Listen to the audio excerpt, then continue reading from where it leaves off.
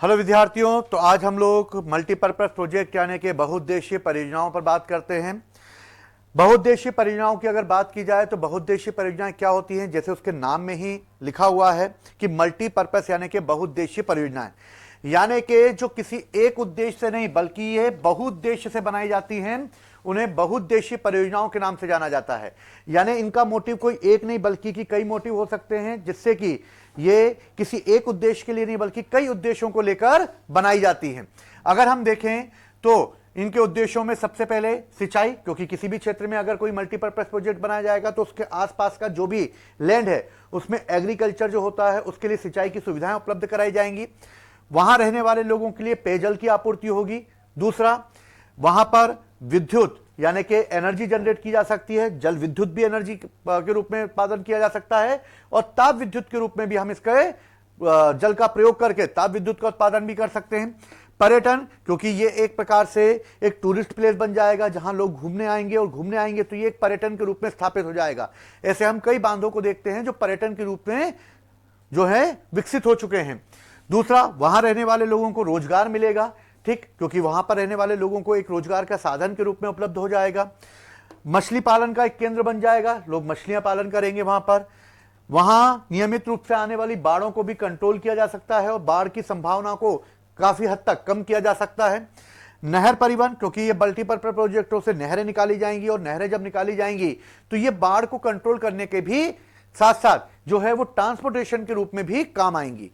लेकिन अगर देखा जाए तो आजादी के पहले 1947 में जब भारत आजाद हुआ तो उसके बाद मल्टीपर्पज प्रोजेक्ट बनाए जाने के लिए भारत ने अपने आधारभूत ढांचे को मजबूत करने का प्रयास किया। इसी क्रम में जवाहरलाल नेहरू ने इन मल्टीपर्पज प्रोजेक्ट को आधुनिक भारत का मंदिर और तीर्थ कहा।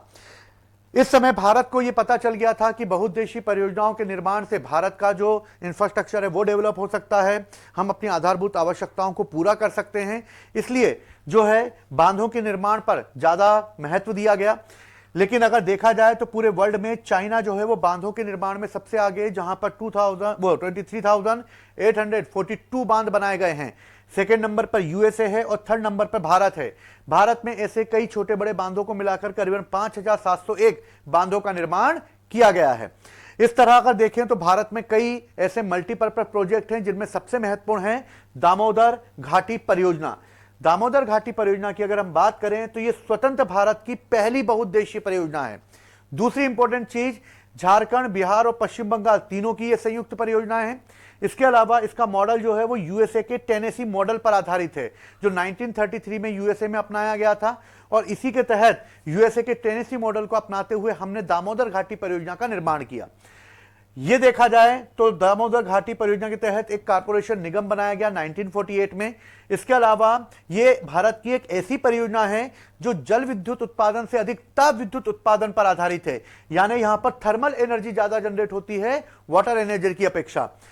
ये अगर देखा जाए तो दामोदर नदी पर बसी हुई है। दामोदर नदी जो है वो छोटा नागपुर के पठार से निकलती है और ये छोटा नागपुर के पठार के कोयला का जो एरिया है, क्योंकि छोटा नागपुर के पठार को भारत का क्या कहते हैं, रूर प्रदेश कहते हैं।